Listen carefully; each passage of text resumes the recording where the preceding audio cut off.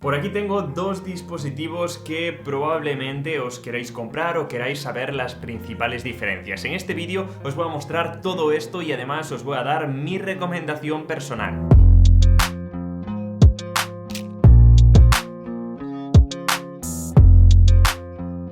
Y empezamos por el diseño, porque es verdad que en cuanto a diseño tenemos diferencias en el módulo de la parte trasera bastante notable, con un sensor, con una cámara más, pero también en la parte frontal. Este año sí, las versiones Pro tienen un Dynamic Island que se diferencia a primera vista, incluso es compatible con el software de las aplicaciones, mientras que el Notch no, y esto es una característica diferencial que va a cambiar, por decirlo así, la experiencia de la gente. Aún así, también hay diferencias en cuanto a peso. Por ejemplo, las versiones Pro son algo más altas, como estaréis viendo aquí, y además pesan como unos 30 gramos más. Ya os digo yo que en el día a día esto apenas se nota, la experiencia en cuanto a utilizarlos y todo es prácticamente la misma. Además, los colores también son diferentes, tienen un toque un poquito más premium las versiones Pro, ya que el material sí que también es un poquito de mayor calidad, por decirlo así, pero bueno, ambos dispositivos los tendremos con funda, así que por esto tampoco os preocupéis tanto. Donde sí ya empezamos a encontrar diferencias bastante notables es en cuanto a la pantalla. Aquí ojo, porque en principio las versiones normales tienen 800 nits de brillo, mientras que las versiones Pro llegan hasta los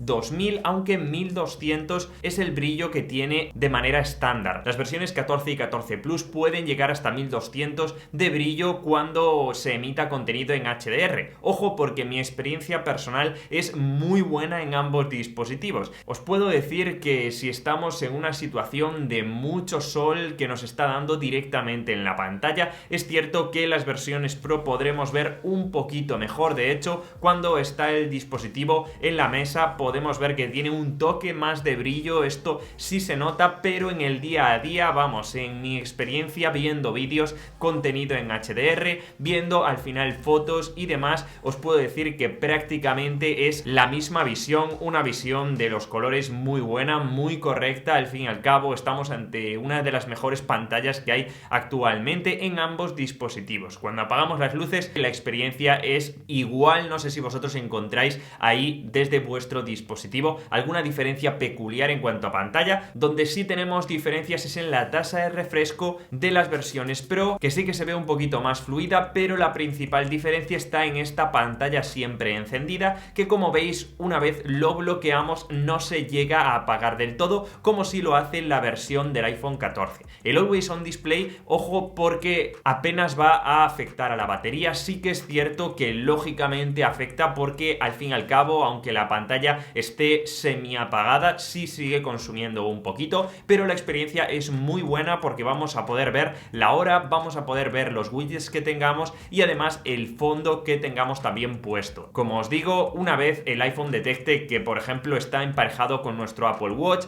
y nos hemos separado, o lo pongamos boca abajo o sea de noche, directamente se va a apagar del todo de manera inteligente. Aún así también podremos desactivar esta opción directamente desde los ajustes, que lo sepáis. Y otra diferencia que a lo mejor os puede preocupar es el rendimiento. El chip este año es diferente, la versión del iPhone 14 tiene la 15, mientras que las versiones del iPhone 14 Pro tienen el A16. Las diferencias las he estado probando realmente en algunas aplicaciones, sí se nota. En otras prácticamente es lo mismo. La experiencia es muy buena en ambos dispositivos. Sí que indican que las versiones Pro tienen un poquito más de puntuación, tanto en single core como en multicore, es decir, realizando tareas que nos vayan a requerir de mucha potencia, y cuando exportamos un mini vídeo, por ejemplo, para redes sociales, sí que lo va a hacer un poquito antes, ¿vale? De verdad que en el día a día, como siempre os digo, cuando utilizamos aplicaciones, cuando estamos navegando por internet, las diferencias son mínimas,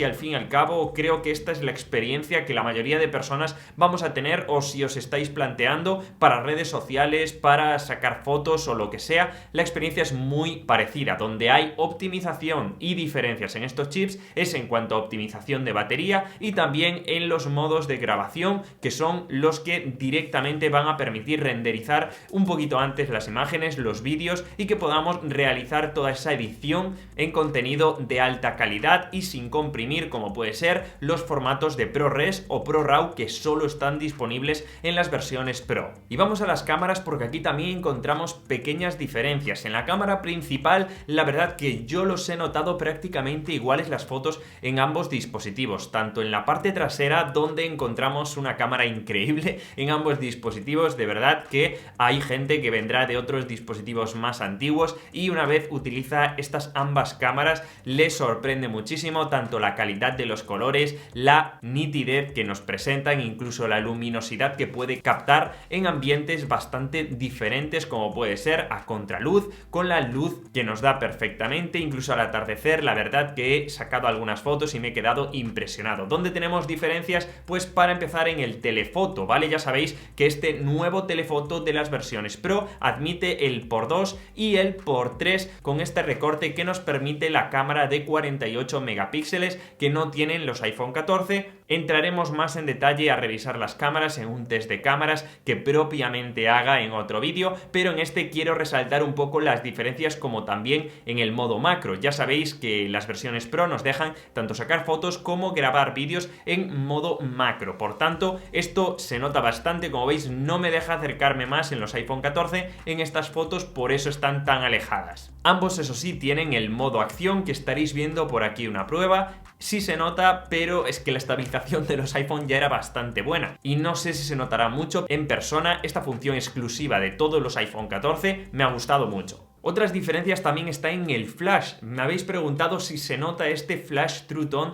adaptativo en el Pro versus el flash normal que tienen los iPhone 14, y de verdad que esto es una pequeña diferencia. Podéis encontrar pequeños detalles, pero lógicamente sí, es simplemente un añadido. Así que llegamos a las baterías. Aquí las diferencias entre la versión del 14 y la versión 14 Pro sí son evidentes, pero entre las versiones 14 Plus y 14 Pro Max no lo son tanto, ¿vale? Dependerá del caso, tendremos que hacer un test de batería para resolver estas dudas, pero antes de todo, las versiones normales y las versiones Pro hay una diferencia en la teoría de unas 2, 3, incluso 4 horas, pero en la práctica las diferencias de batería están sobre una hora, hora y media a lo sumo, ¿vale? Ya os digo que llegaremos al final del día en ambos dispositivos, da igual las funciones que utilicemos y la caña que le demos, así que no os preocupéis en este aspecto. Y para ir acabando, ambos tienen conexión MagSafe, ambos tienen conexión satelital para emergencias SOS o ambos tienen detección de accidentes. Al final esto está en todos los iPhone 14. Pero como conclusión, ¿qué dispositivo recomendaría yo? Ya sabéis que yo últimamente recomendaba solamente las versiones Pro a aquellas personas que lógicamente iban a utilizar con intensidad la cámara, con esos modos que son exclusivos, ya que a nivel estético solo cambiaba la parte trasera y los materiales.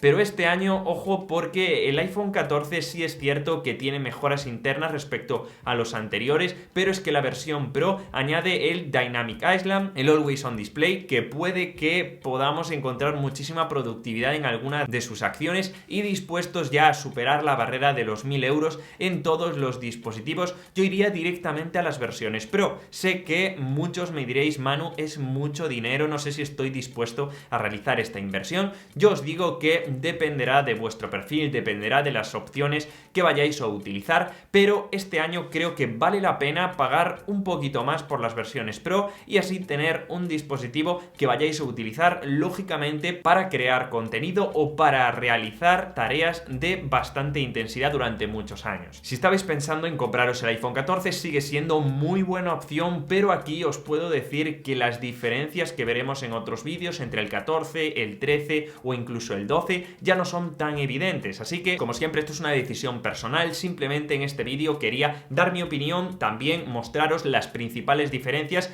para que las veáis en persona, para que os las muestre alguien y de verdad con toda sinceridad. Así que chicos, espero os haya gustado. Como siempre, si apoyáis este vídeo me estáis ayudando muchísimo. Dejad un comentario con qué opción os vais a quedar vosotros o cuál creéis que es la mejor opción en este caso, y nos vemos como siempre en el siguiente vídeo. Os voy a dejar por aquí más vídeos del iPhone 14 que creo que os pueden gustar. ¡Chao, chao!